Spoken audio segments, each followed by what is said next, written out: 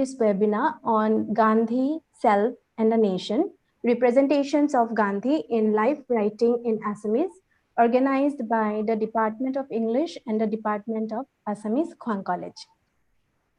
We consider it as a privilege to have among us respected Dr. Sanjeev Sahu sir, who is an associate professor in the Department of English, Tezpur University, as the resource person for today's webinar. Hello, sir, and welcome. Hi. We also have among us the principal of our college, Dr. Dibyananda Setia sir, with us. Okay, although sir belongs to the discipline of economics, sir is very keen in reading literary books, and he has always surprised us with his immense knowledge in literature, be it English literature or Assamese literature. And we feel very fortunate enough to have the principal of our college as the inaugurator of today's webinar. So I now request sir to address the participants and inaugurate today's webinar. Over to you, sir. Hello. সকলে শুনি পাইছেনে ভালকে? Sir, শুনিছো. Good morning, everyone. It gives me immense pleasure to welcome you all to the webinar on Gandhi, Self and the Nation, representation of Gandhi in life writing in Assamese, organized jointly by Department of English and Department of Assamese of Khowang College. At the very outset, I, on behalf of the fraternity of Khowang College, offer a hearty welcome to the resource person of this webinar, Professor Sanjeev Sahu, Associate Professor of the Department of English, Tezpur University. I am really happy to offer my sincere gratitude to you for being present here in spite of your busy schedule. The theme of today's webinar is very interesting. Life writing is an interesting form of literature as it provides first-hand accounts of individuals and their relationship with society. As we know, Mahatma Gandhi is highly regarded as a religious, political, economic, ethical, and social thinker and reformer. Gandhian principles have been observed and analyzed not only in India, but also in many other countries across the world. It is not easy to deny the influences that Gandhi's ideas and thoughts have upon individuals, a society, or politics, and life writing has played an important role in recording these Gandhian influences. Non-violence, self-rule, basic education, rural development are the major slogans of the Gandhian mission and vision. In Assam too, people are deeply influenced by Gandhian principles as it is reflected in historical accounts and various types of life writings in Assamese. I am quite sure the resource person will definitely dive into the depth of the topic of the webinar. I'm also optimistic that the participants will be highly benefited in acquiring enormous learning resources from his deliberation. On this occasion, I would like to appreciate the organizers of both of the departments of our college, Department of English and Department of Assamese, for their praiseworthy effort.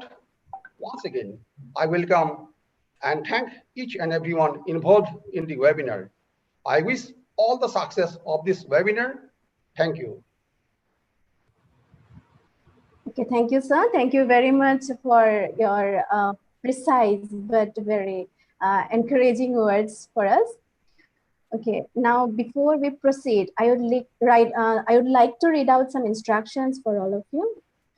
To be precise, just 2 instructions. First, if there are any queries or suggestions, you can share in the chat box, both Zoom chat box and YouTube live chat box. And we shall try to address the queries at the end of the lecture of the resource person. And if time permits, and if not all, at least the most pertinent ones, we will definitely try to address. And the second announcement is regarding the e-certificate. Okay, the link of a feedback form will be shared at the end of the session, and it is mandatory to fill this feedback form to receive the e-certificate. And kindly don't flood us with messages regarding the e-certificate, because it takes time. I assure you that all of you will receive the e-certificate once you fill up the feedback form. Okay, next I would like to introduce today's resource person, Dr. Sanjeev Sahu sir, with you. And sir is currently working as an associate professor in the Department of English, Tezpur University.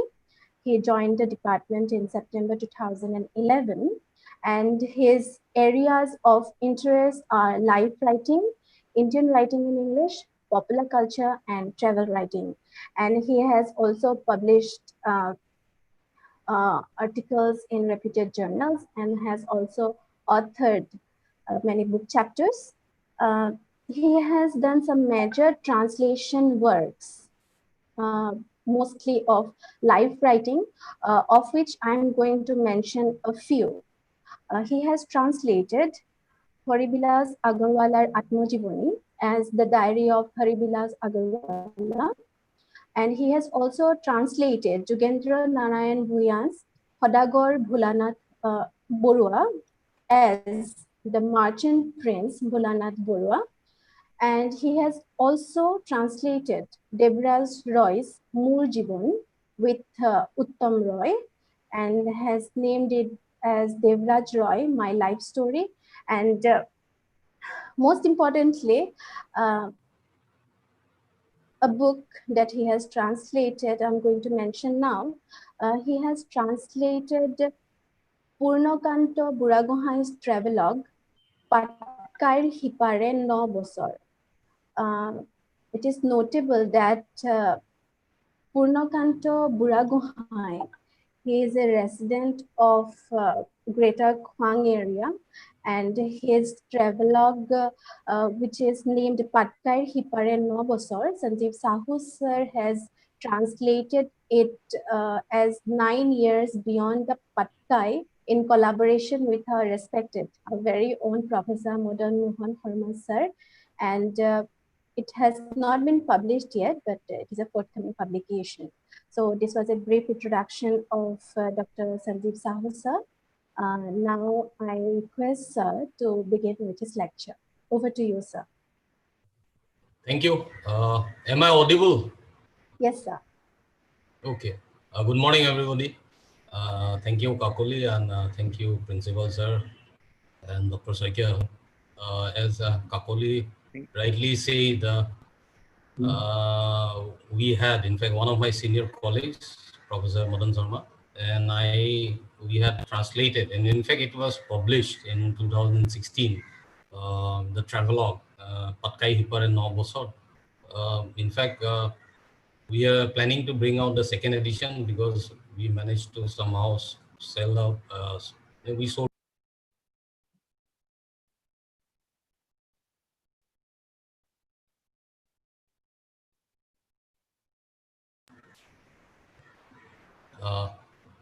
Okay, please bear with me.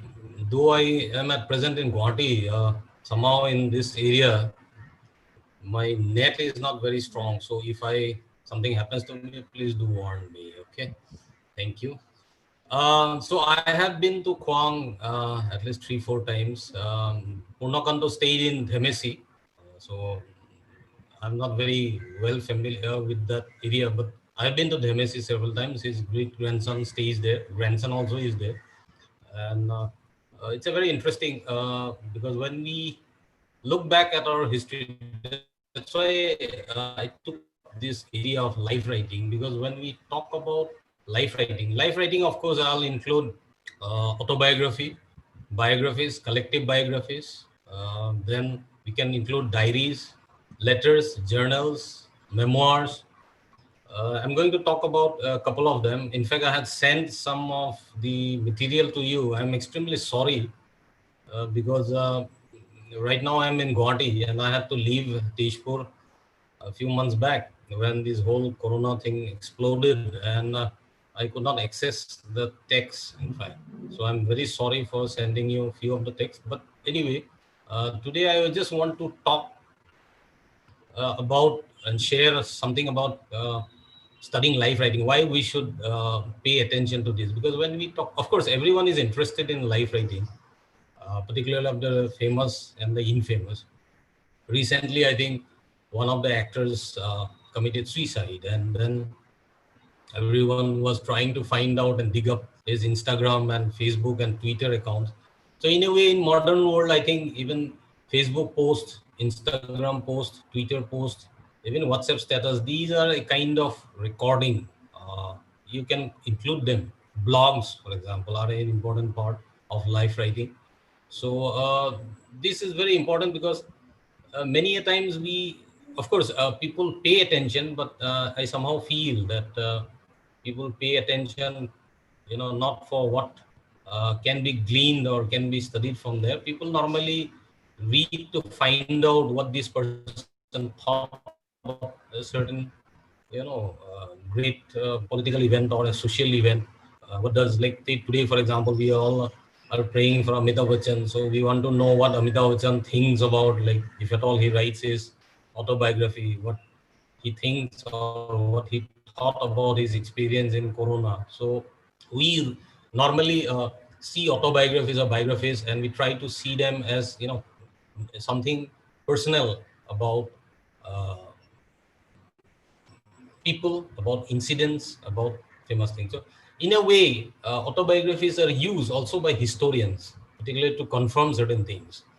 Okay, and of course, for historians and all that, they normally use leave out some things, some particularly the personal feelings and all that.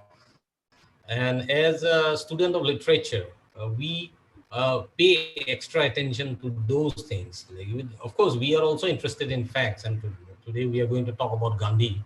But what is more interesting is the way in which Gandhi has been put to use by these writers. There are a lot of, when Gandhi came in 1921 for the first time, there was a huge reception. In fact, before coming, we all know the story. I mean, uh, it is like Ramayana and Mahabharata. Like, we all know the story how Gandhi had some misconception about Assam, and then he wrote something in Young Indian, and then somebody, like, many people did not like that.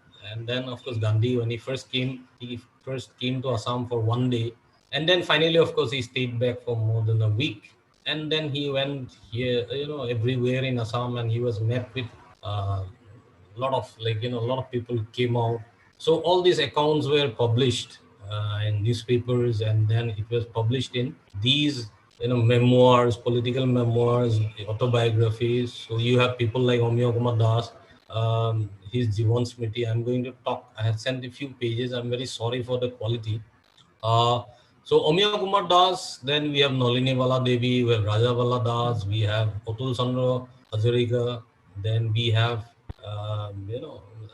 other people. So I will be trying to talk a brief Liladhar Borua, Amal Prabha Das. So all these people, like, who have taken part in the first, I should say, national freedom struggle of the 20th century, in 1921. Of course, before that, partition of Bengal was also there. But 1921 was more or less a grand, or you can say, pan-Indian movement in which Gandhi emerged as the leader. And if we read all the accounts left behind by people, you'll see that there, of course, there are you can see a pattern. Okay, the Gandhi being praised, but then, of course, something interesting also takes place, and that's why we say, like, how these people saw Gandhi.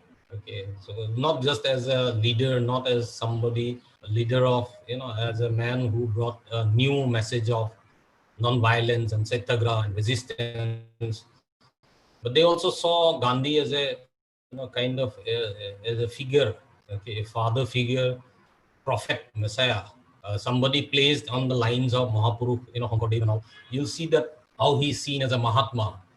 And also, what is interesting is that how the whole, description of Gandhi and the coming of Gandhi becomes, and this is the point that I would like to make, it enables the people, these writers, to draw up their Assamese identity, because you will see, if you have read, in fact, by the examples I have given you, you'll see that there is this desire to, compare Gandhi, Assamese people's reaction, Assamese people's, reaction to the coming of Gandhi, and through that trying to define Assamese, or differentiate, contrast, say for example, from the Bengalis, because remember, the early part, in fact, of not only the early part, like starting from late 19th century till independence, and even later on, this sort of, the building up of Assamese society, and Assamese, not society, the building up of Assamese identity has been always, seen as a kind of a, comparing and contrasting with our neighbors, particularly the Bengalis, okay, the Bengalis of Bengal. So this is something that is needs to be. So you see, Gandhi becomes a kind of a, a focal, Gandhi becomes a figure around which all these tensions, anxieties, and desires, revolve, and these writers express it in, life writing. Now, before we take off, I would like to, I'm sure most of you have the text that I have sent you. We'll start with uh, Omiya Kumar Das's Jivan Smriti.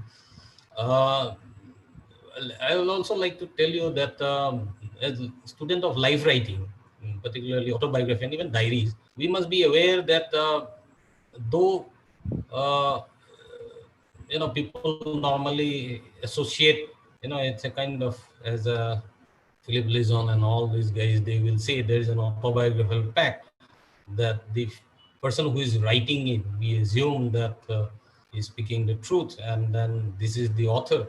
But then we know that all accounts are written, retrospectively. I mean, even if they write it, they edit it, and then it is published later on. Most of these accounts that I had sent you were published after the independence, after the death of Gandhi. So there is a certain period of time before the actual event, and that is being published. So autobiography, one of the problems, because there is always this question of memory, there is always this question of selection. So and then of course the most important thing is the whole question of narrative. When you put it down, when you order. So autobiography, biographies, they always follows a narrative, a way of telling stories, as I said, the simplest example. So when we tell something, when we narrate something, consciously, unconsciously, memory, of course, comes into play. We remember something, and we tend to forget some things. So ultimately, what we speak in, or what we write in our autobiographies, when we draw up a picture, no matter how much we want to be, we try to recreate. It's impossible. And one of the things that we often tend to forget is that also the pressure of the narrative, because we want to tell a story. So Omiya Kumar Das, when he is telling a story, Jivan Smriti, okay, that was published in 1983. Uh, so he is trying to narrate how he met Gandhi. So Omiya Kumar Das, of course, narrates that in fact, he is one of the first, or I should say, one of the earliest Assamese gentlemen to have met or seen Gandhi. In fact, he saw Gandhi even before Gandhi became famous. So he narrates how, as a student in Calcutta, he was there, and then he went to listen to Gandhi. Now, if you look at the uh, material that I had sent, I assume that all of you are able to. I saw somebody from outside Assam, but I assume the rest of you all are able to read Assamese. Asamiya সকলোৱে পঢ়িব পাৰে বুলি মই ভাবিলোঁ। মই অৱশ্যে ইংৰাজীও কৈ যাম, মই ইংৰাজীটো হেৰি কৰিম, but then please do read. And I just want to share this interesting. Omiya Kumar Dase, when he starts talking about his first meeting with Gandhi, of course this is before Gandhi came in 1921. When he talks about, he says that he first heard about Gandhi from his grandfather. Like he was playing with marbles, and then suddenly his grandfather says, as on Manu Ulal. So a man has finally arrived. Okay, has come up. And then he, of course, a young boy, he asks his Coca, like, Kun ulale. Then his father says that there is a man called Gandhi, and he's reading from the newspaper, and the grandfather says that he tells Omeo Kumar Das about Gandhi's, work in South Africa, and then his grandfather, who was one of the founding members of Tezpur Rayat Sabha and one of the early, nationalists. So the grandfather tells Omeo Kumar Das, a young boy playing marbles, and then he says that he tells about Gandhi.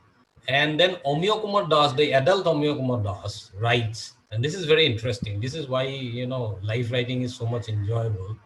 The adult, because this is not the young boy writing his story. This is the adult Omeo Kumar Das, telling about his story. That, when I was a young boy and I was playing with marbles with my grandfather, and then suddenly my grandfather spoke about Gandhi and then told me. And then he says something that is very interesting. He says that marble guti to marute ei naam to ussaron korihe marisilu. So which is basically what he's saying is that Omeo Kumar Das, after he heard Mahatma Gandhi's, he was so much, that young boy was so much impressed with hearing Gandhi's name. He says that when I started resume playing marbles, I took up the marble and then I took the name of Gandhi. Okay, and then I played it. I mean, played it in the sense like you take, for luck. Now, this is interesting because if you look the whole, of course, when you read this in the autobiography, Jivan Smriti, when you read this, one feels that, Omeo Kumar does, sort of, one is, of course, disarmed, and one feels very good about, like, it's a very homely kind of a scene where a grandfather and grandson, like, are bonding, and the grandfather is telling about, heroes. And so Gandhi becomes almost like a legendary hero, and he becomes almost like a saint, a god, a demigod, somebody who is very lucky. And so because and it's very interesting that Omeo Kumar Das mentions that, when I resumed playing, marbles, I took the name of Gandhi and then started playing it, which almost, as we assume, that it's almost for luck. So this is the kind of, the narration by placing Gandhi and associating Gandhi with his childhood. Omeo Kumar Das, in a way, brings Gandhi. Okay, he brings Gandhi, the figure of Gandhi, and Gandhi becomes almost like a metaphor for, constructing his own childhood, building his man. So this is one example that I wanted to talk about. Then, of course, later on in 1915, when Gandhi came back after the Second World War, when Gandhi came back from South Africa and started working, Gandhi didn't become quite famous then. It is only after his work in Champaran that Gandhi came into the limelight. But Gandhi was moving around, talking and giving lectures and trying to preach. He was famous, of course, but he was not that famous. So in the next few pages, he talks about the the how he says that in Calcutta was the hotbed of nationalist leaders and talks, and all these young men, restless, okay, Assamese boys, most of the Assamese boys and the Bengali boys and all the students, they used to go out and listen. And then he interestingly talks about one particular incident where he talks about S.N. Banerjee, and when who was considered as a very firebrand orator and all that, and he says we went there, and then there was some kind of trouble, and then Banerjee could not talk and give his narration. He was angry, and then he left. And then all the people, the students, they started, they came out, and there was a lot of trouble and all that. Now this incident is narrated with great detail. In fact, 3 pages, in fact, 2.5 pages, and he talks about. Now this is interesting because after this he says that the first time when I saw Gandhi was 1915, and he mentions a particular place where he says that Gandhi came, and then he saw Gandhi, and then he was not very impressed, in the sense that, like, not many people were there, some odd 100, 150, 200 people were there, and then Gandhi spoke this one. But right in the beginning, and this is something that is important, right from the beginning, but he also mentions that, Gandhi spoke with a voice, and then everyone paid attention. And this is something that he talks about, where he says that সকলো ছাত্ৰই মানে মন দি শুনিছিল। Usually the students who were always shouting and clamoring and like who were used to, so they all sat very quietly, and Gandhi spoke unlike Banerjee and all those other people. He spoke very quietly and plainly, but then everyone sat and listened very quietly, and everyone was like impressed by him. So this is something that we will see again and again, where Gandhi, this when coming to Assam also, you'll see that whether it is Amal Prabha Das, whether it is Nalini Bala Devi, whether it is Atul Chandra Hazarika, like everyone like talks about Gandhi as a kind of a figure who had this, personal charisma, personal, his personality was such that he was almost like a saint who doesn't have to argue and doesn't have to shout. It is sheer magnetic personality that sort of draws people to him in spite of themselves. Now this is very important.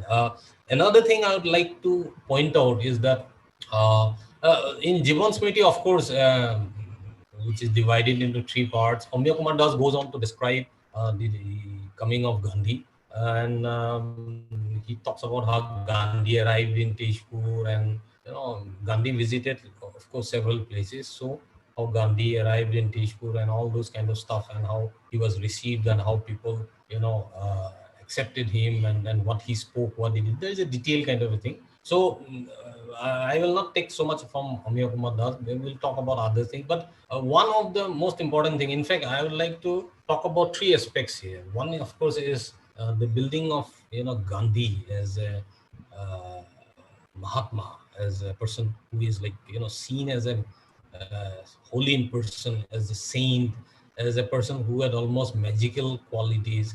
And if you see Nalini Bala Devi and all those, there is always this repeated reference to Mahapuru. Mahapuru, of course, we in Assam, we know him, we like place him as a kind of a Vaishnava saint. So Gandhi is placed in, by using the word Mahapuru, Gandhi is placed in the tradition of the great saints of Sri Sri Ankadev and Madhav Dev. And so Gandhi, the placing of Gandhi, the writing, the reference, the way the autobiographies are written, you will see that Gandhi is being placed in the tradition of the Mahapurukya tradition. So he is seen as a kind of a person. So here you see how the Assamese people, and particularly these people who were writing about them, they were appropriating Gandhi. They were appropriating Gandhi and placing them. And these autobiographies are also interesting because these are written by people who acted as the leaders, and they were at the forefront of the nationalist movement, particularly in the first part, 1921, 20s, 21, and 30s. Now, so in a way, we can see these autobiographies, these writings, these representations of Gandhi, not just of the self, but they were representing it for the people who could not read and write. I mean, who could not. So in a way, these people were acting as a kind of a intermediary between Gandhi and the nationalist figure, Bapu for everyone, and the masses, the people who live, the ordinary people. So they were acting as a kind of interpreting Gandhi and then trying to bring him into the imaginary of the masses. So they were trying to interpret. So when they talk about Gandhi, they do it in such a way. They try to explain his charisma. They try to explain his works and message, particularly Omya Kumar Das. Before we take up another one, I should also mention there was one example where there is this because Gandhi is associated with a lot of miracles. So one of the miracles, of course, is this page where this is 106. I'm sure everyone has that Omya Kumar Das's 106, where these Omya Kumar Das and his fellow non-cooperation, all those workers, they went around on trying to break and trying to stop, and they were trying to stop, opium and illegal liquor and all that, because the British government had monopoly. So the Gandhi, of course, that was a part of the social reform. So when they went to this particular place, and then one particular gentleman, in fact, who was an opium addict, he came, and he wanted to chop the these volunteers. And then of course these volunteers, then one of them who was very quick, he pointed out, like, do you, okay, we agreed to be killed, but can we show you something? And the man who is holding the da, and he says, okay. Then he says, can you split your opium pipe?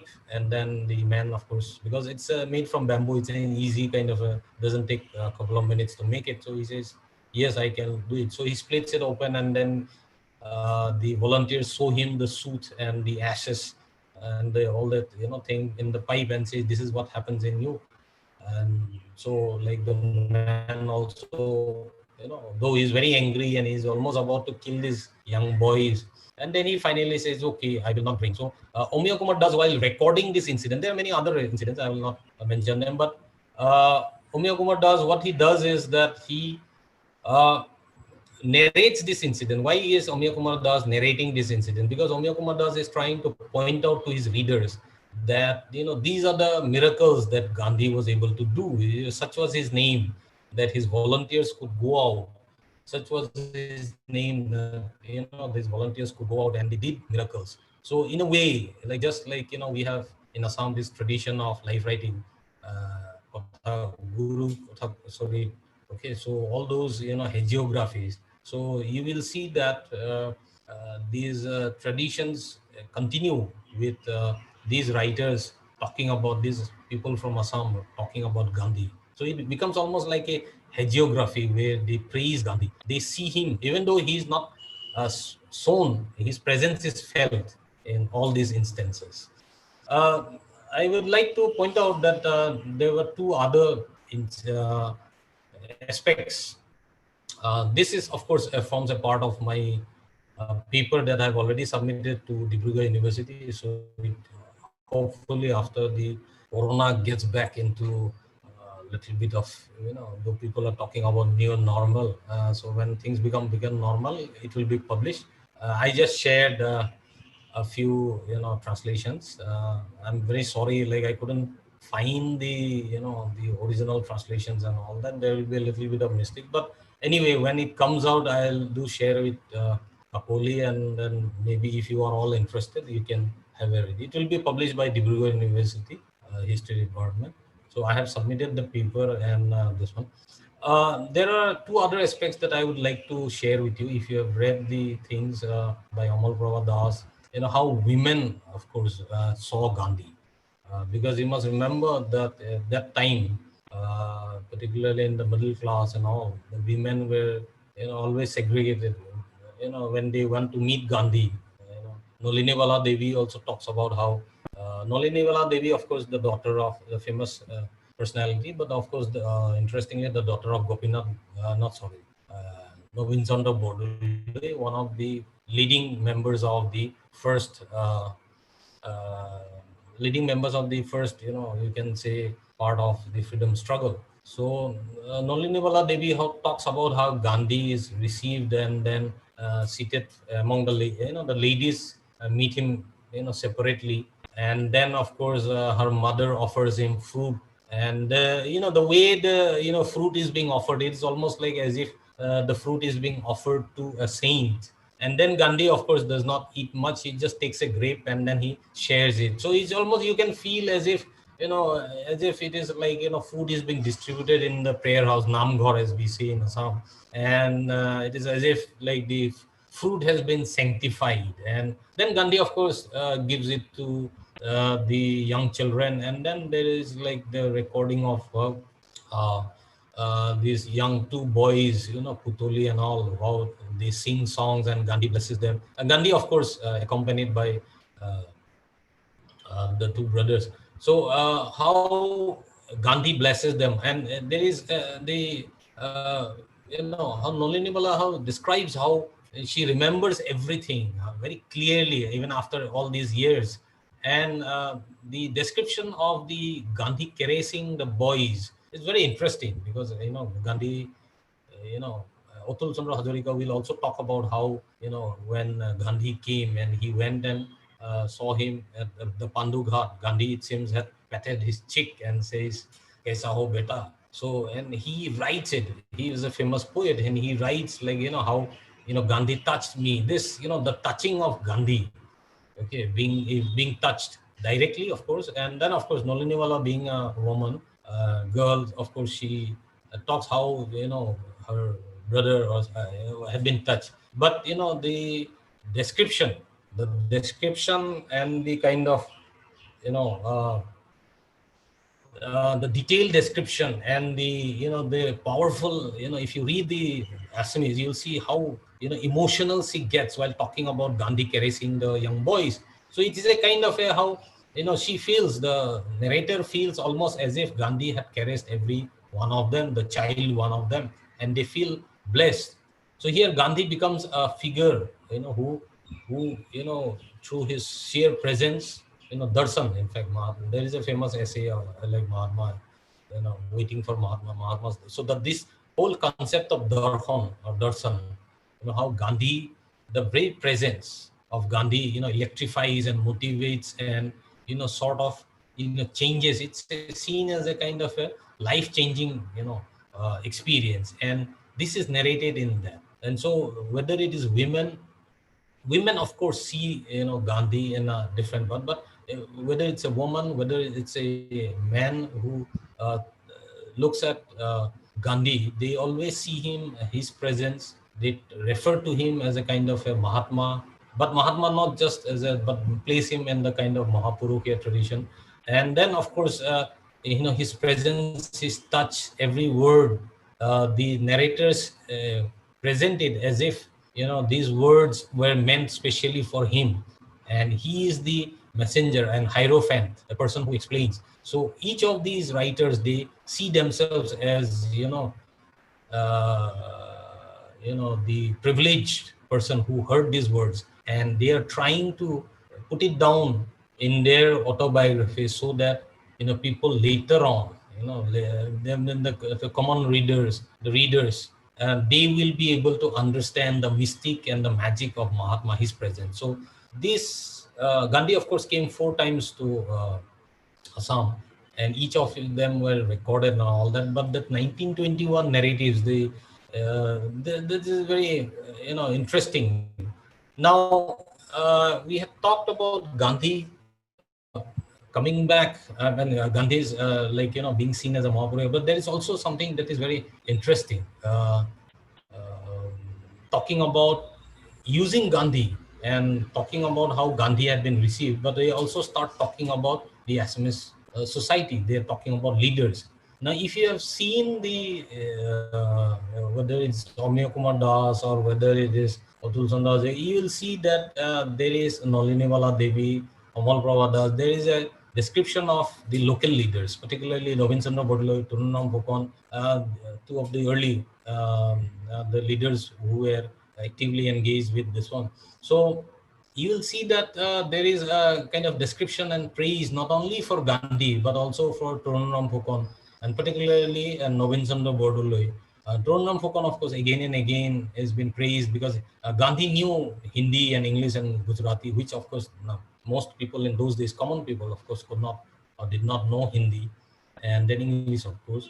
So Tronnam Phukan, in every speech that Gandhi makes in Hindi, Tronnam Phukan translates. Not only Gandhi, the people accompanying him. So Tronnam Phukan is able to translate them. Now, what is interesting in these accounts is that if you read the accounts, you'll see that the narrator is not only praising Gandhi, but he or she is also praising Nobin Chandra Bodle, and he or she is also praising Turunram Phukan, particularly these two persons.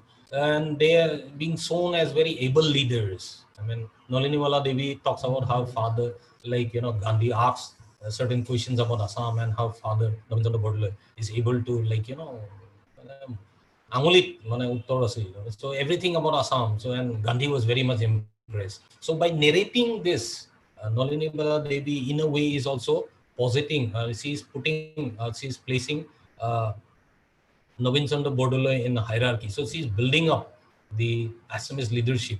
And then, of course, everyone talks about Torunram Phukan's ability to translate. As Gandhi is speaking, particularly Torunram Phukan, So as Gandhi is speaking, he is able to, translate it word by word, not just a kind of a mechanical translation, but also a kind of a translation where, rouses the people and makes sure that if nothing is lost, everything is translated as it is. And it is this quality. So by writing about these people, writing about the Gandhi's first visit, and then how he got down, and then how he stayed in Tonampukan's house. So and how he spoke, and how Tonampukan was able to, because these people who are writing this, even they didn't know. Noliniwala Devi writes that I didn't know Hindi, and so it was very difficult.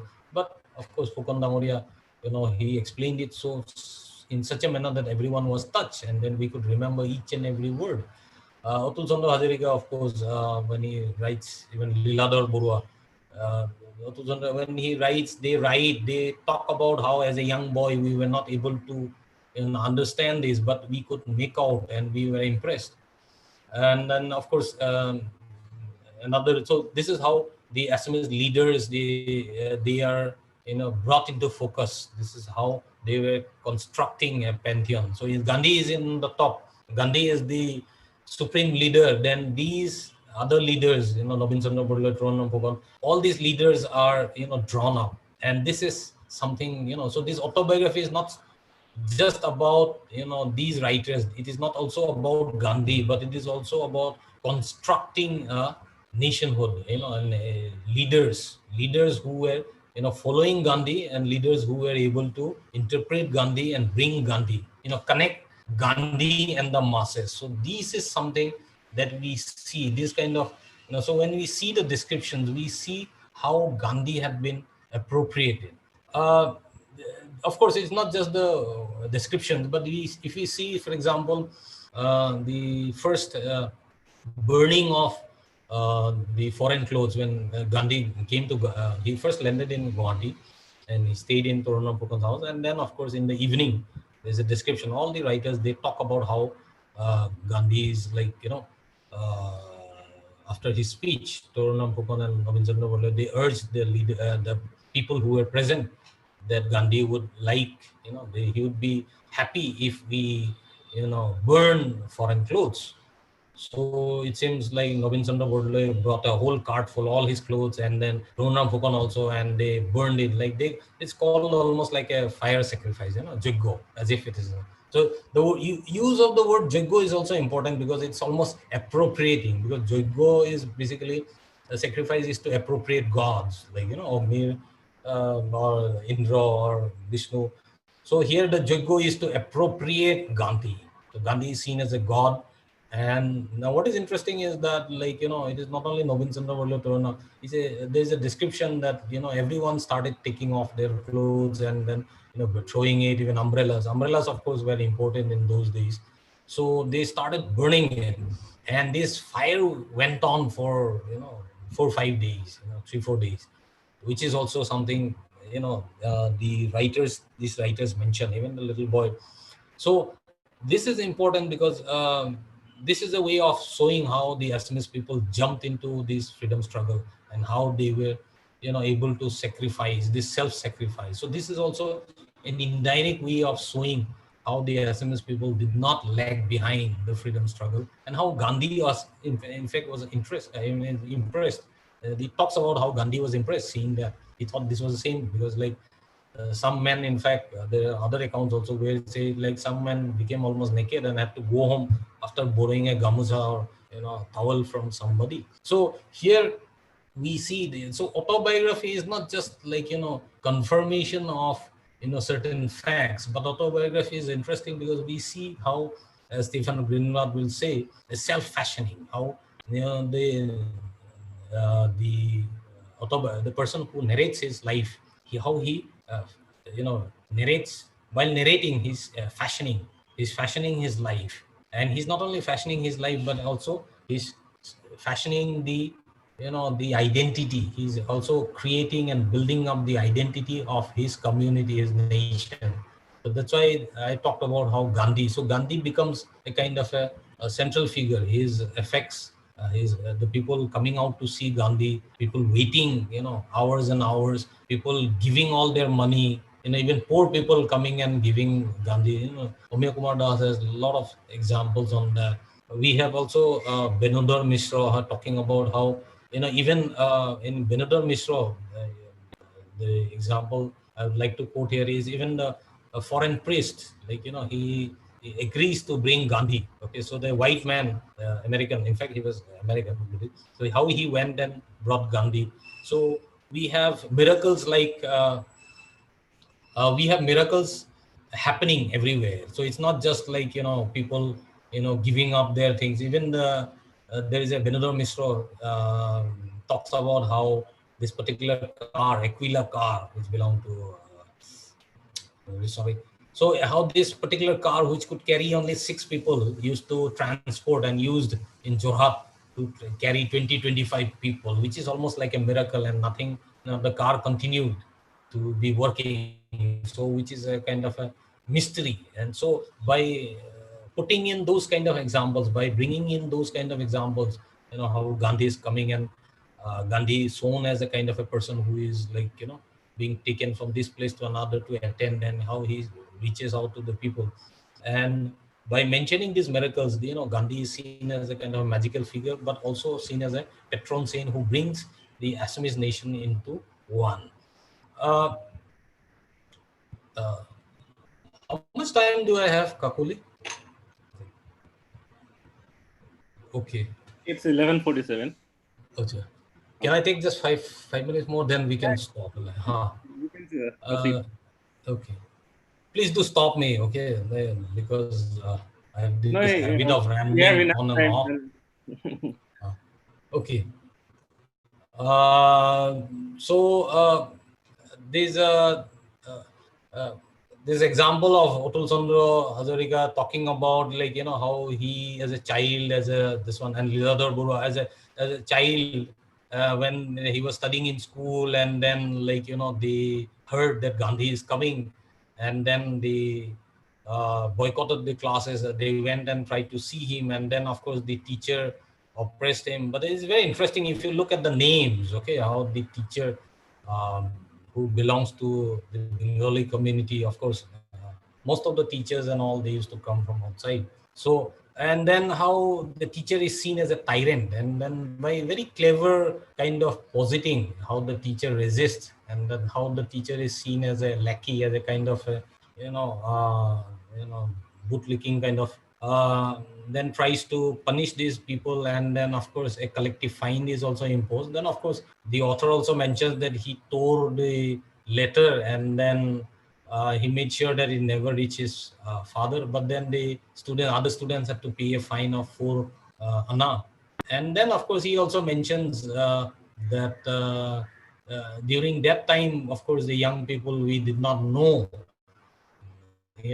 satyagraha and all those kind of things. Otherwise, we would have burned the house down. Now, when he says all this, and there is also, like, reference to in Amya Kumar Das, like how the people of Assam, when Gandhi was coming, and then during a short period he fell asleep, and then when he got up and he found like people quietly waiting, and then he asked, "What is this?" And then he said, "This is Assam." And Gandhi was impressed, and he said that, okay, people in Assam are so disciplined. If only the people of other parts, including Bengal, because in Bengal, like, the narrators says that in Bengal, everyone was pushing, pulling, and shouting and trying to break the doors. But it seems in the railway stations, the Assamese people, they stood quietly waiting for a darshan. And then when Gandhi appeared, they will just say Mahatma Gandhi ki jai and all that. So it is true, small details like these, where the narrator is trying to distinguish the Assamese people. And of course, there is a reference to, I think all of us know how Gandhi went to Tezpur, and then during the exhibition, and not only in Tezpur, even in Valkosi, where he saw these wonderful hand woven dress, the traditional way, or mekhla chador and all those kind of thing. And one particular person had woven the face of Gandhi. So he was like he was praising the woman. So by bringing in the, these hand woven, the skills, the traditional skills of weaving of Assamese woman, this is also another important way of distinguishing or separating, because the way the thing is narrated, this incident, I mean, everyone mentions it.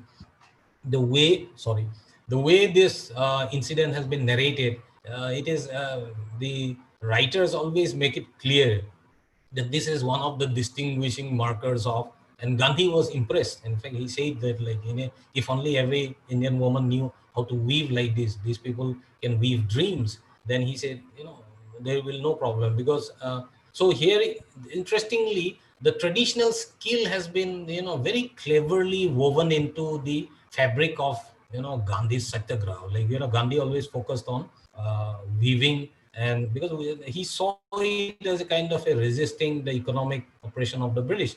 But by bringing in, bringing in very cleverly, very deftly, like by bringing in the traditional skills of these Assamese women who could weave, and Amal Prabha Das and Nolini Wala Devi, all these Omiya Kumar Das, everyone talks about these skills, and by highlighting these skills, and so they sort of, like, very smoothly, like, places the Assamese nation as, at a higher pedestal than the other nation, the other communities in India.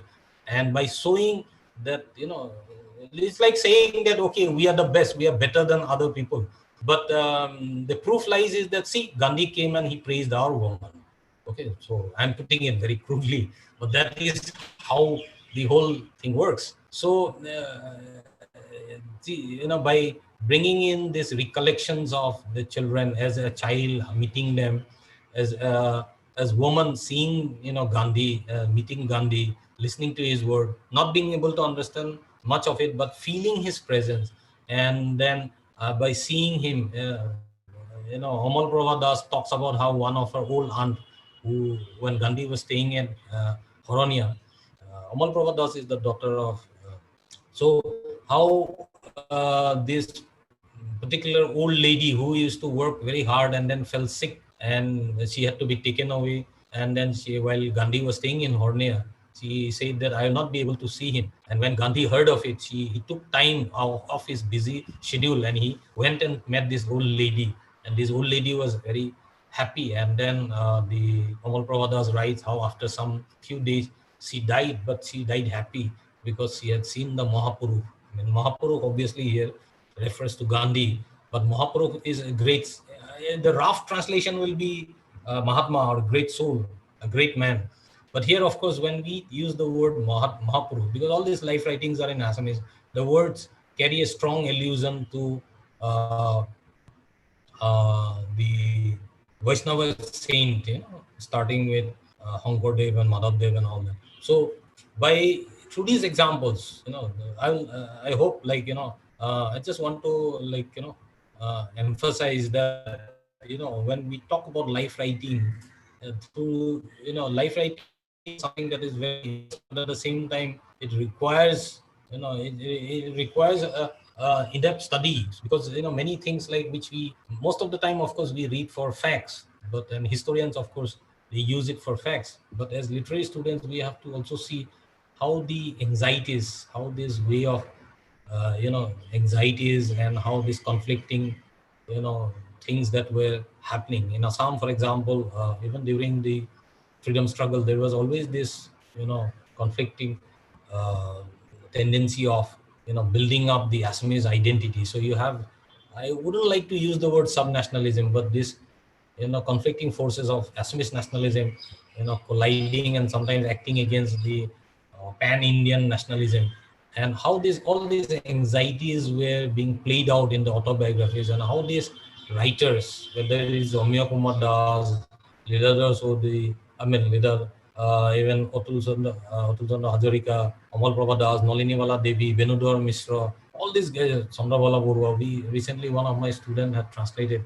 So there also we see how this anxiety, even women, even Assamese women, Assamese men, or as a class, how they were trying to, fashion their self, their own identity as a leader, identity as a person who can mediate, who has seen Gandhi and who can interpret Gandhi, but also as a group. So that is why I use the word, like, the self and nation, and how Gandhi is coming particularly, even his darshan, and these are all like used and being played out in the autobiographies, even in biographies and even in the letters we see. So I hope I did speak on something. I'm very sorry I couldn't share like all the kind of materials that I had. In fact, because I had to come away from Tezpur in a hurry, and my uh, university has been turned into quarantine, so I cannot even go back. And most of the material was there in Tezpur. So, but I do hope once it is published, these have been submitted, and then once it comes out, I'll share with Kakuli, and then if any one of you are interested, I'll give you my email address. So if any one of you are interested, please do mail me, and then if anyone wants to collaborate also, I'll be happy, because there is so much of work yet to be done on, particularly in life writing. Govinda Prakash Sharma and a few others have done solid work, but I feel that there are many autobiographies and biographies, even diaries. One of my students is doing a PhD on diaries, and there are a lot of things which could be done and can be done. And anyway, thank you so much. I hope Kakuli, this is okay, Dr. Saikya. Yes, yes, sir. So I can take the questions if somebody has any questions. Okay, okay, sir. Okay, sir. First of all, thank you very much for this wonderful session. And it was very informative. And in fact, that is the beauty of life writing, as it was mentioned earlier, that it acts as a historical account, and it adds a personal touch, which is maybe absent in proper history books. So the everyday life of the Assamese people in 1921, when Gandhi first visited Assam, it was recorded so very well in these life writings. And I have not gone through all these writings before, but I have gone through Benudor Horma's book, Kongresor Kasioli Rodot, and I proudly say that I belong to Sari, in the place from where he too hails from. Okay, so there are a few suggestions, or I may say observations, put in the chat box by some of the participants. And the first is by Swasti Sri Soikya, who it is not just it is not a query, but an observation on the hierarchical placing of leadership at that time, and the whole construction of this hierarchical placing, which was visible in this life writing, and that is very interesting according to her. Another question is maybe it goes like this.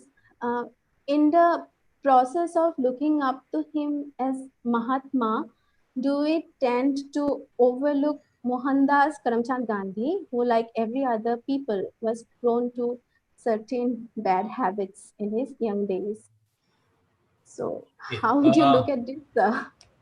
Okay, I'm not an expert on Mahatma. In fact, recently Ramachandra Guha and then has brought out an alternative. Yes, Gandhi, of course, as I said, is a very interesting gentleman, and I think thousands and thousands of book has been written. I think this whole Gandhi can be called an industry. I think you can keep writing books on Gandhi, about Gandhi, like it will never end. But then as I said, like we are, as students of literature or even social scientists and all that, we are not going to make any moral kind of judgment or the bad or good, because bad means what from political. Yes, politically, of course, he made few mistakes, but then I mean recently in Black Lives Matters there was a hue and cry, and they tried to pull down, I think they brought down the statue of Gandhi, because Gandhi, during his early days in South Africa, like all Indians, he was racist. In fact, he looked down upon the Africans and the local people. But later on, of course, he changed his mind. And then if you see how Nelson Mandela, Martin Luther King, everyone was inspired. So one thing about Gandhi is that, like, he kept on reinventing himself, I say, in a way. So he was not a person who stuck with one view throughout his life. So many people, of course, accuse him of being anti-Dalit and all that. So Gandhi, and he was such a prolific writer. I mean, he wrote so many things. It's like his complete letters are available online. It's like hundreds and hundreds of these kind of letters and thousands of letters and correspondence. And he was a man who was constantly reinventing himself, talking about and his search, his political and his even moral and spiritual, even in economic ideas. He kept on polishing. So it is very difficult to pinpoint exactly what Gandhi is. As I said, like even before coming to Gandhi, Assam, he spoke badly about this one. But then when he landed here, and then he was the first person immediately say that I was wrong, I was stupid, I made a mistake, and so he acknowledged. Sorry. And then so far as Swasti's observation, yes, because this is something as I think we as students of literature and social science or whatever, we are also aware how Gandhi is not just seen as a figure, but also Gandhi is seen as a kind of a figure who needs to be interpreted. Because when these people are writing their memoirs or autobiographies or even biographies, they feel these middle class, mostly middle class, I will say, they feel the need to interpret it for the masses. They need to. Omiya Kumar Das, for example, talks about how though he praises Gandhi, he also talks about how at certain places I had mentioned where people asked him, like, that you talk about non-violence, but what will happen if a woman's modesty is being outraged? I mean, if a woman is going to be raped, do we still practice this one? And then he also mentions how Gandhi, in Calcutta, in Assam, how volunteers again and again repeatedly questioned him. So, and then there was like this detailed account of how setting up the camps, and then Gandhi, this is very interesting. Gandhi julokia khoa mana, I mean, Gandhi said all nimok khabo lage aru baki ebla masala sasla nalage. So, Omiya Kumar Das writes, ৰাতিপুৱা উঠি পূজা কৰাটো ঠিকে আছে, কিন্তু জুলকীয়া নোখোৱাটো এইটো, I mean, okay, মাছ মাংস নোখোৱা, like, okay, so in Assam, for example, মাছটো at least খাবই লাগিব. So, they are questioning Gandhi in a very humorous, but in the same way, Omiya Kumar Das is trying to, reinterpret, and he says, Gandhi wouldn't mind. So, অলপ জলকীয়া খালে একো নাই বাৰু, মছলা চছলা নাজানো, কিন্তু জলকীয়া খাব পাৰি, বা মাছৰ টেঙা, I mean, we cannot leave মাছৰ টেঙা. So, মাছ মাংস অলপ খালে একো নাই. I mean, so because these are the ways how they felt, they had to reinterpret. So Omiya Kumar Das is trying to reinterpret, because this direction used to come in a booklet.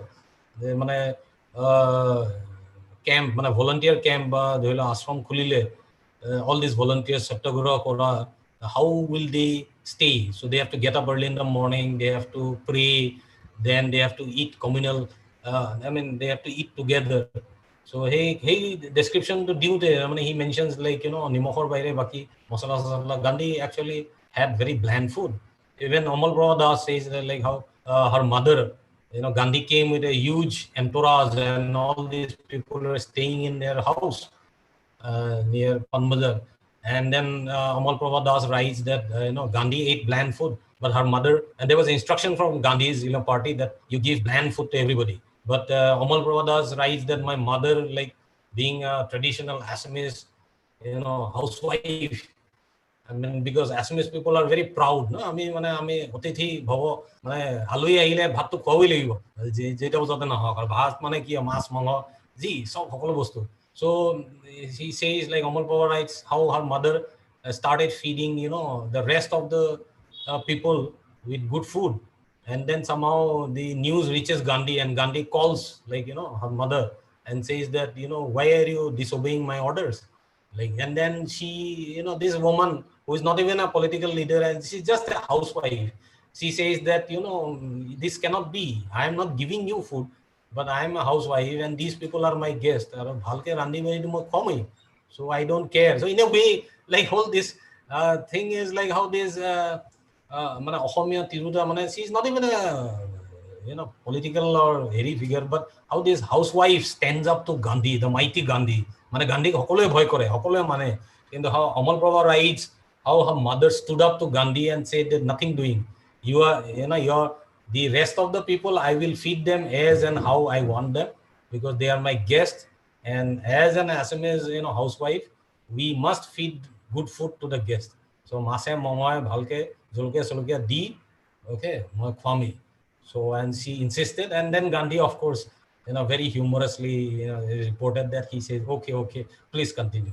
So Gandhi, of course, didn't need that. And he says, like, so these are small things. I'm sorry, like, these are many things which are there where you see this, uh, you know, Gandhi and his message, and his message of non-violence, message of satyagraha, food, everything has been, like, uh, interpreted, explained, and sometimes, compromised for the common masses. Because when we read these writers were writing not just for themselves, they were, writing the political and social history of their own land.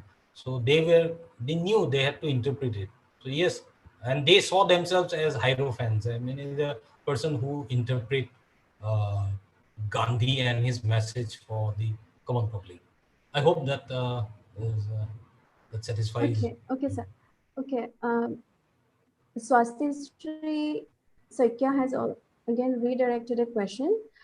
Why was there a need to create a social hierarchy or a leadership hierarchy in the description of Gandhi? Gandhi always opposed discrimination or any form of hierarchy. Do you think the writers in the description of Gandhi has moved away from his basic teachings? Okay, I'm not saying there was a need. Okay, when I say there is a need, but it happens, like, I think even Gandhi, uh, we are not talking about so much about Gandhi, the personal man, but I think if we look, that is, I think, the whole um, take of the subaltern studies, how Gandhi had been appropriated by the Congress, the Indian National Congress, and how, because when we talk about Gandhi, his message had been interpreted, because whenever Gandhi went, all his political meetings and talks, there were always this group of people, and in fact, not just group of people, local leaders, but how these people interpreted, as I said, like, Amya Kumar Das, like, this instruction, going back again to that very simple but silly example, that এই কিতাপখনত লিখা আছে যে মানে নিমখৰ বাহিৰে বেলেগ মানে খাৰ বা নিমখৰ বাহিৰে বেলেগ মছলা চছলা, ইনফেক্ট জলকীয়া, মাছ মাংস. Gandhi was a vegetarian. So, Amya Kumar Das and all his fellow young men, they were all young men, তেওঁলোক ডেকা ডেকা ল'ৰা. So they found it very difficult. ৰাতিপুৱা, so he said, ৰাতিপুৱা উঠা একো প্ৰব্লেম নাই, পূজা কৰাও প্ৰব্লেম নাই, কিন্তু মাছৰ টেঙা বা মাছটো কেনেকৈ এৰিম বা জলকীয়াটো কেনেকৈ এৰিম, মাছ এৰিব পাৰিলে. So in a way, they are actually, questioning Gandhi, but in a way, they are also saying that, okay, it is a problem. No, when Amal Prabha Das writes, the Make College, মানে মাকে কৈছে গান্ধী যে আপোনাকতো খোৱা নাই, কিন্তু আপোনাৰ লগত বাকী কিজন আহিছে, তেওঁলোকতো মোৰ ঘৰৰ হেৰি হয়, গেষ্ট হয়, অতিথি, তো এওঁলোকক মই নোখোৱাকৈ কেনেকৈ পঠাম, আমি অসমীয়া মানুহ, অ'কে, তো এইটো আপুনি শুনিবই লাগিব, অ'কে, আপুনি নামানে, আপোনাক খোৱা নাই, আপুনি বইলে খাই দিব, কিন্তু বাকীকেইটা মানুহ মই এৰিব নহয়, এইটো মোৰ, that is my karma. So in a way, so I think that we are not talking about the need, but somehow this, it's not a social hierarchy. I will not say social hierarchy, but yes, there was a leadership, because all this, like, because it was under the Congress, okay, that, the Indians, most of the Indians fought. Of course, this was challenged. I mean, Congress of Vitoratu, Netaji Subhash Chandra Bose challenge police, but the communists didn't want to do, and then we also had the Muslim League. So it is not that Gandhi was not challenged, but then yes, this issue was there, and Gandhi, whether he liked it or didn't like it, but I won't say discrimination, but there was always felt, because not every people could read, for example. So যিজন মানুহে বুজি নাপায়, যিজন মানুহে পঢ়িব নোৱাৰে, so how do you tell him about Gandhi? So somebody has to go and explain. So all these people did it, and politically conscious নাছিলে বুলি কয়. So again, going back, subalterns, I think this whole debate, this is a very lengthy debate, মই explain Karim, but I think this is the whole point of the subaltern studies. তেওঁলোকে কৈছিলে যে মানে Gandhi was not necessarily, like, understood by the common people as the Congress leaders or the so-called middle class leaders wanted them. They were understood as subalterns will understand anybody. So there's this whole Chauri Chaura, that wonderful essay. Please do read it. So how, Gandhi had been seen by the subalterns as a, by using their own logic, subaltern logic, if you want it. So they have been appropriated by the masses using their own logic, not always following it. So Congress leadership, they tried to explain Gandhi, they tried to lead the people in a disciplined manner, but common people sometimes say chori chora incident report. So sometimes the people took matters into their hand. They understood Gandhi as they wanted it. So there.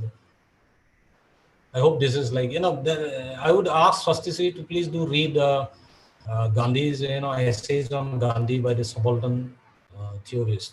That will clear some of the things that is there. But yes, I do agree that there was a hierarchy involved in explaining Gandhi and trying to reach out. They didn't feel that they were creating hierarchy. They felt like যেনেকে ধৰি লোৱা মহাপুৰুষৰ শিষ্যসকল থাকে, তেওঁলোকে গৈ গৈ তেওঁলোকৰ বাণী যেনেকে মানে how the spread of a holy man or whatever explain. So similarly, these people felt that they were the followers, but they felt they had to explain certain situation. And again, in a way, they also felt that they had to intervene on the part of the people who could not say. So ধৰি লোৱা এতিয়া সেই অসমীয়া মানুহে জলকীয়া মাছ কেনেকে এৰিম, so somebody has to write about that. So they felt that they are not speaking for themselves but also for their community. যে আমি নন ভাইলেন্সটো কৰি লম কিন্তু মাছ মাংস এৰিব নোৱাৰো. That is all. Thank you. Okay, sir. Thank you for answering that. There is another question put by Bire Chandra Tapadar, and his question is: though the Gandhian philosophy is the best philosophy in Indian politics and also in international level, it has been observed that the Gandhian philosophy is losing its relevance in this post-independent era day by day. What are the factors behind it? Okay, see, again I said like Gandhian philosophy, whether this is the best philosophy in Indian politics, I don't know much about that. But yes, Gandhi's philosophy, of course, is very interesting and intriguing. And as a student of literature, again, because see, I keep repeating saying a student of literature, and because I'm, as a man in the street and as students of literature or even students of social science, there is a lot of difference. So active politics and for the sake of discussion, there is a difference. Yeah. So I wouldn't call it best philosophy, but I'll say that yes, Gandhi is perhaps one of the person from India who had a very sustained kind of critique, not criticism, critique. He examined Western civilization and Indian politics, and he wrote in a lot. In fact, that's what I said. Like he said so many things, and he talked and he spent many of the things. Of course, he spoke, he borrowed from others, but he spent a lot of time studying these forms. So I wouldn't call him as a kind of a best or whatever, but I think yes, he's interesting. And there are many things. I mean, today, if you look at Corona, for example, like Gandhi talked about he opposed globalization and he opposed decentralization. He talked about small self-sufficient villages. So if you see from that point of view in Corona, I think the villages are the safest. I'm staying in Ghat, the epicenter of this one. So every day, there is some kind of, so if you see from that point of view today, certain parts of his messages are very relevant, and he will be relevant.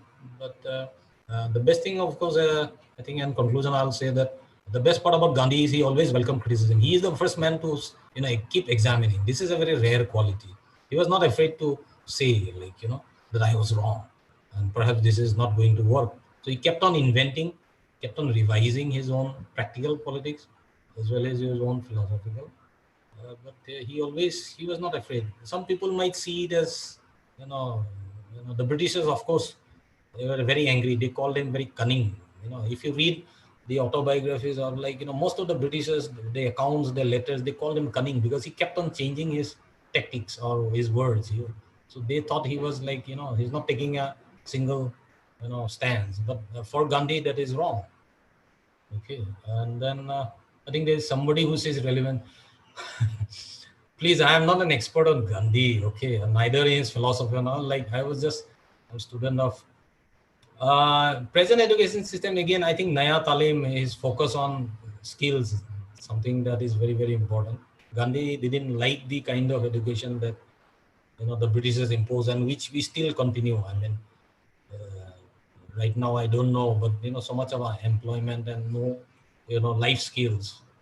Okay, so we have engineers who cannot even do not even know how to open their scooter, or do not know even know the basic things about their motorcycles or cars. So we have those kind of stuff that is there. So Naya Talim, of course, is very, very relevant in the present context. So anyway, let's see what happens.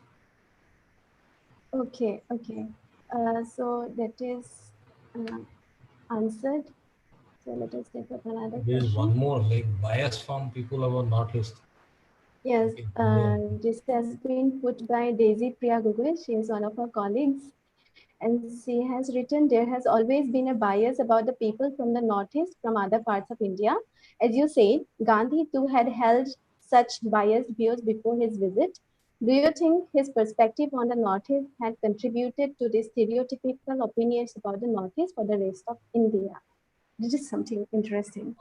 Uh, See, yes, there is always a bias, but then I don't think it's like people read Gandhi to be biased against. But I think in Northeast sometimes we also forget that there is a bias of everyone against everyone else. I mean, you go like recently to the south, and not recently. Last year I've been to the south. I hope there is nobody from Kerala and Tamil Nadu here. And I met this guy from Andhra, and like for him, enemy number one was the Tamils. So the Andhra guys hate the Tamils, the Tamils hate the Malayalis. I mean, I felt as if like so you go anywhere. If you go to Orissa, they hate the people from Bengal, and the Bengals, like Bengali people from West Bengal, they hate the Uriyas. Okay, so you have all this, it's a mutual kind of thing. I think bias is everywhere. So yes, there is always a bias, and but I don't think people read Gandhi to be biased. Bias happens from different sources and all that. So I'm not an expert, but I don't think Gandhi. We can lay the blame on Gandhi. That he is the root of all this bias against Northeast people. Okay, thanks for that. And let's take up the last question for today. And it goes like this. Dinonath Harma, the founder of Abahan, once said that inspired by Gandhi, he started to work for women in the neighboring villages. So, sir, how would you like to comment upon Gandhi's role in such efforts of Assamese elite class to give a unified form to Assamese women and making them literate? I'm sorry, I couldn't get it. Like, Okay, should I read it once more, sir? yeah. Okay. Dinonath Harma, who was the founder of Abahan, he once said that inspired by Gandhi, he started to work for women in the neighboring villages. The question is, how would you like to comment upon Gandhi's role in such efforts of Assamese elite class to give a unified form to Assamese women and making them literate?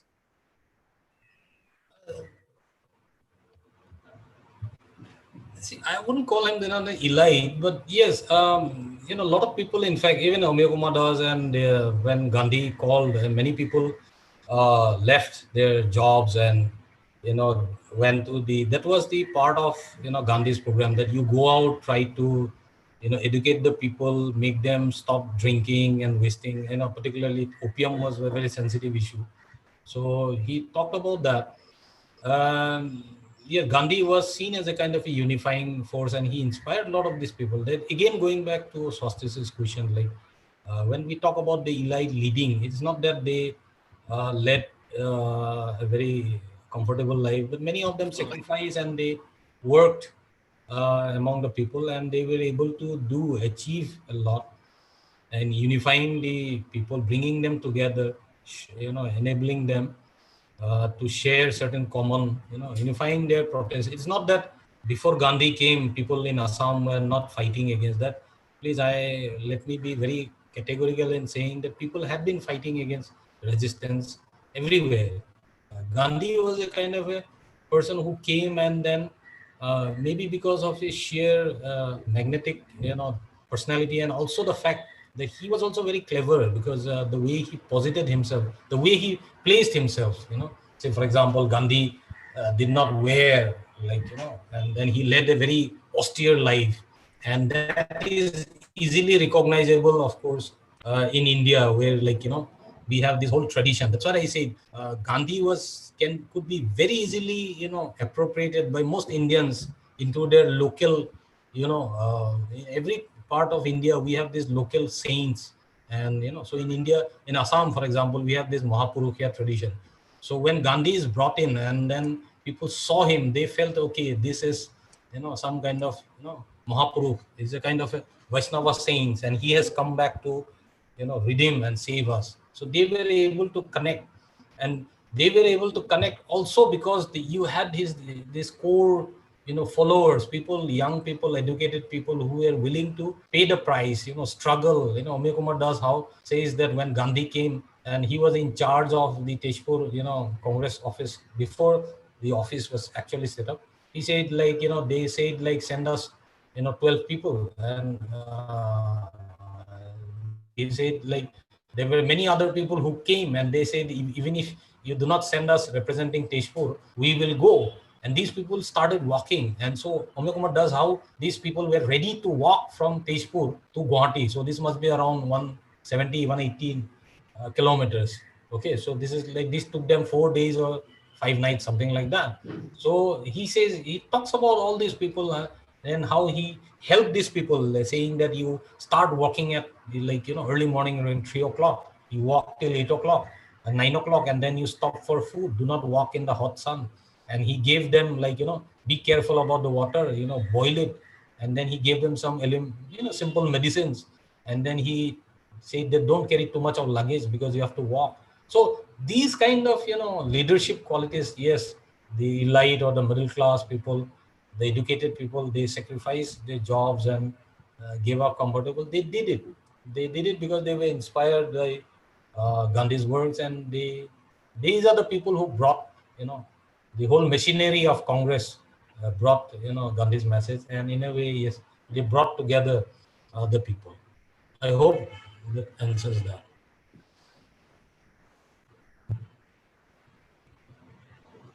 Okay, thank you, sir. I think the person who has put the question is satisfied with the answer. Okay, so although there are a few more questions, due to shortage of time, we won't take those up.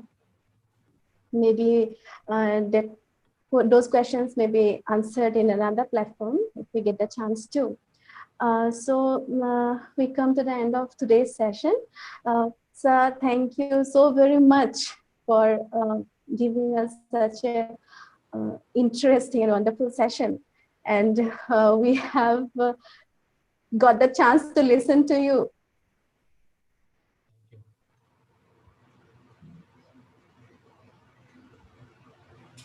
Okay, we got the chance to listen to you after 8 long years. Yeah. Thank you so much. Most of my batchmates were here, present here, sir, including Jyoti, Swati, and all of them.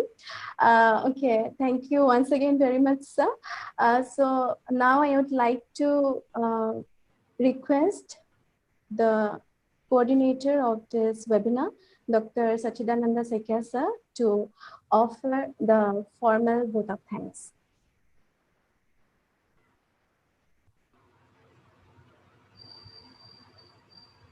It's over to you, sir.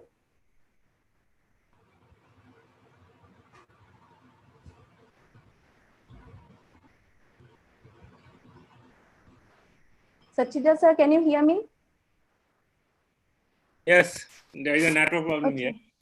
Okay, over to you, sir. Okay, thank you. Thank you, Kakoli.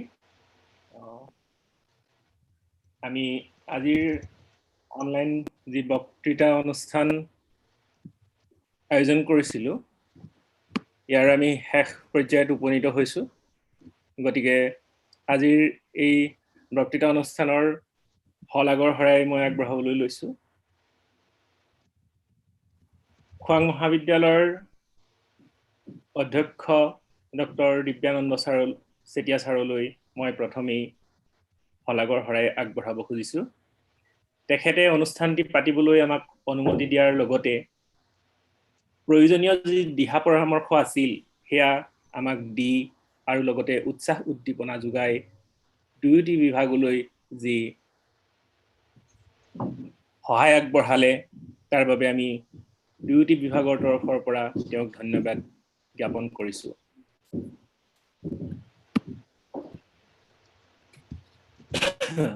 হলাগৰ হৰাই আগবঢ়াইছো আজিৰ অনুষ্ঠানটিৰ মধ্যমণি তথা আজিৰ online বক্তৃতাৰ সমল ব্যক্তি doctor Sanjeev Sahu ছাৰলৈ তেখেতৰ ব্যস্ততাপূৰ্ণ কাৰ্যসূচীৰ মাজতো আজিৰ অনুষ্ঠানটিত সমল ব্যক্তি হিচাপে আমাৰ মাজত উপস্থিত থাকি তেখেতে অসমীয়া জীৱনী সাহিত্যত গান্ধী সম্পৰ্কীয় যি বক্তৃতা আগবঢ়ালে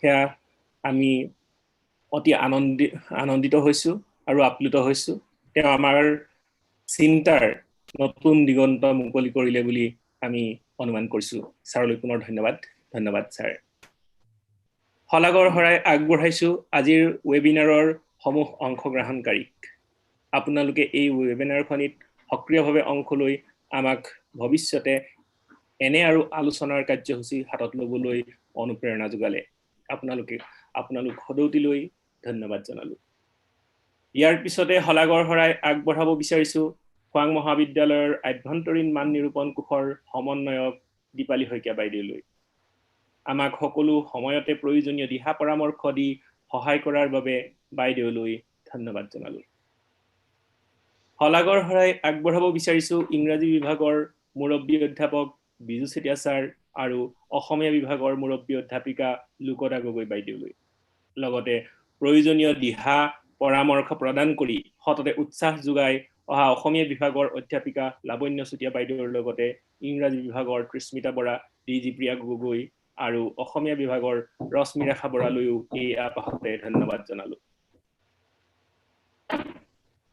হলাগৰ হৰাই আগবঢ়াইছো খোৱাং মহাবিদ্যালয়ৰ প্ৰতিজন মাননীয় শিক্ষক শিক্ষয়িত্ৰীলৈ আপোনালোক সকলোৰে সহযোগিতা অবিহনে ৱেবিনাৰখন সফল নহলহেঁতেন বিশেষকৈ ডক্টৰ ত্ৰৈলোক্য দিহিঙীয়া ছাৰলৈ প্ৰতি মুহূৰ্ততে কি হৈছেগৈ তোমালোকৰ বুলি খবৰ লৈ থকাৰ লগতে দিহা পৰামৰ্শ আগবঢ়োৱাৰ বাবে তেখেতলৈ আমাৰ কৃতজ্ঞতা জ্ঞাপন কৰিলো শেষত সদৌতিলৈ পুনৰ ধন্যবাদ জনাই হলাগৰ হৰাই টোপোলাটো ইমানতে সামৰণি মাৰিব বিচাৰিছো কিন্তু একেবাৰে শেষত কিন্তু অতি গুৰুত্বপূৰ্ণভাৱে আজিৰ এই অনুষ্ঠানটি যিসকল অংশগ্ৰহণকাৰীয়ে সফল ৰূপে ৰূপায়িত কৰাত আমাক সহায় কৰিলে তেওঁলোকলৈ মই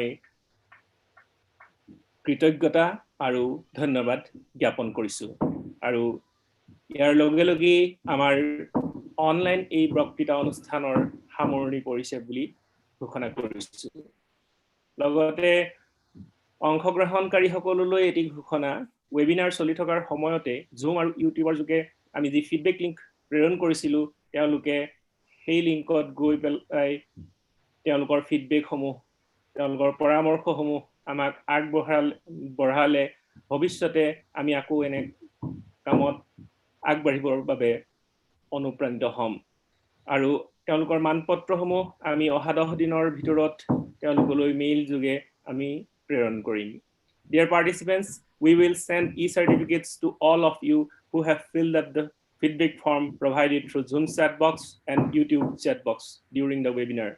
Thank you for your participation. Thank you. Thank you, sir. Thank you.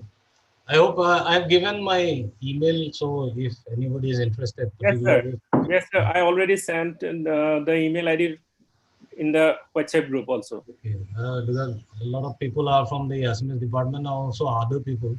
So, like as I said, there's a lot of things which can be done on life writing. I mean, many of us are not even able to,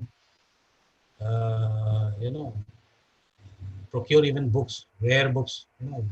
And I would also like to end this with a final word. Like this is very difficult time for all of us. Amar hokolore babe etu bor mane I'm almost 50, like আজিলৈকে মই দেখা নাই অসম আন্দোলন দেখিলো alpha দেখিলো মানে কাৰ্বি আংলঙত আছিলো 4টা ৰায়টছ দেখিলো কিন্তু এই কৰোনাৰ যেটো এই পৰিস্থিতি এই ধৰণে মানে কেতিয়াও হেৰি দেখা নাছিলো হেৰি কৰা নাছিলো so it's a very difficult time for all of us but I would urge all of you to also because when we talk about life writing we forget that অকল like life বা political বা social তেওঁলোকৰ জীৱনী বা আত্মজীৱনীয়ে বৰ হেৰি নহয় all of us have stories to tell so আমি ধৰি লওক WhatsAppত Facebookত বহুত কথা লিখি দিওঁ যিবোৰ বস্তু পিছত আমি ভাবো ইয়াৰনো কি ভ্যালু আছে বা কি হেৰি আছে I would urge all of you to please write your thoughts and feelings যি হৈছে daily life সৰু সৰু ধৰি লওক মানে এতিয়া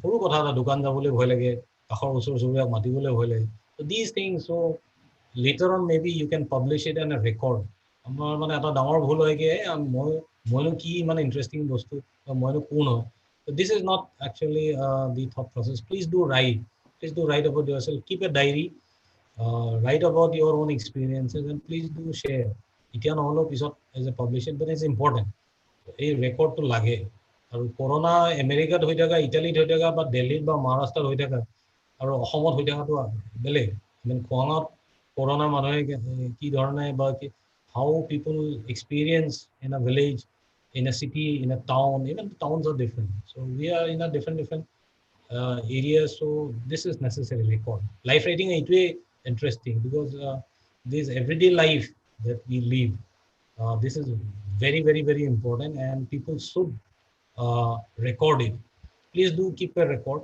publish কৰক নকৰক সেইটো পিছৰ কথা please do keep a record এতিয়ালৈকে যদি ৰাখা নাই আৰম্ভ কৰক যিকোনো নোটবুক বা হেৰিত লিখিলেও keep it as a diary যদি লিখিবলৈ আপোনালোকে দিগদাৰ পাইছে যে আজি কি হ'ল কি হৈছে না মানে how you feel that is very important and you will see that যেতিয়া আপনি লিখা আৰম্ভ কৰিব then you will see how আপোনাৰ memories will bring out certain things it will leave out certain things and how you arrange it that is the most important thing and you will see that you will be fashioning yourself আমি সদায় কৰো but consciously মানে নিলিখো life writing is nothing but about fashioning yourselves and fashioning our collective identity individual as well as collective I think that is important so anyway thank you so much for listening to my ramblings as I say and thank you so much we'll hope to see you guys once more